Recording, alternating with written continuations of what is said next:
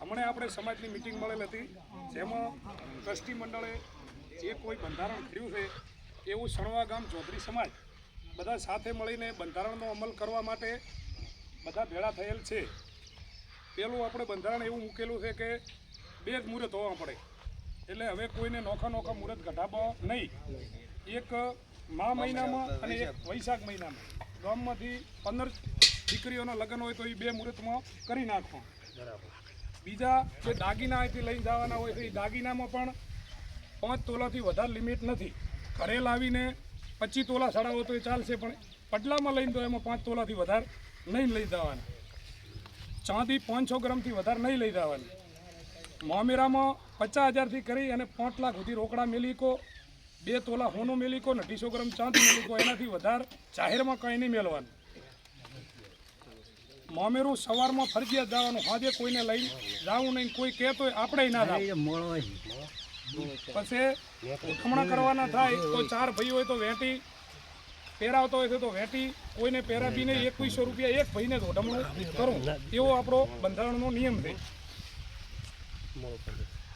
જાનમાં 15 ગાડીથી વધારે ના લઈ જાવી અને 100 માણસથી વધારે ના જવું જોઈએ. એ બંધારણનું આપણે પાલન કરવાનું છે. ડીજે, ફટાકડા, હળદી રસમ સતંતર બંધ રહેશે અને જે ચાલુ રાખશે એની ઘરે આપણે સાથે મળીને કોઈને જવું નહીં. મુખવાસમાં ખાલી ને ખાલી ધાણા દાળ વેચવાની, કાજુ બદામ કે કાંઈ પણ વેચવાનું નહીં, અને આપે તોય લેવું નહીં. બીડી, અફેણ, મસાલા બિલકુલ સતંતર બંધ રહેશે. આજે તો આપણે આ કહું હોય તો એમાં બધું બંધ છે. દીકરીને આપણે આમ તો 1 રાત રાખીએ છીએ, પણ હવે એવો નિયમ લાવ્યો છે કે 2 રાત રાખવી, 3 રાત રાખવી શક્ય હોય તો. ડિજિટલ કાર્ડ ના છાપવા, હાદી કંકુતરી કે કાર્ડ હોય છાપવા, ખૂબ મોંઘો હોય ના છાપવા, એનું પણ બંધારણ અને દંડની જોગવાઈ છે. આજે વાયણું આપે તો આપણે 1000 માણસ કરે, હવે લગ્ન આવે ત્યારે એ પણ વાયણામાં કુટુંબથી વધારે કોઈ ના આવવું પડે. બહારના માણસોને કોઈને તેડાબા નહીં. આ બંધારણનું આપણે કોઈ બોલમણો, ગંગા થાળી એ સ્વતંત્ર બંધ રાખેલ છે, કોઈને પણ રાખવું નહીં.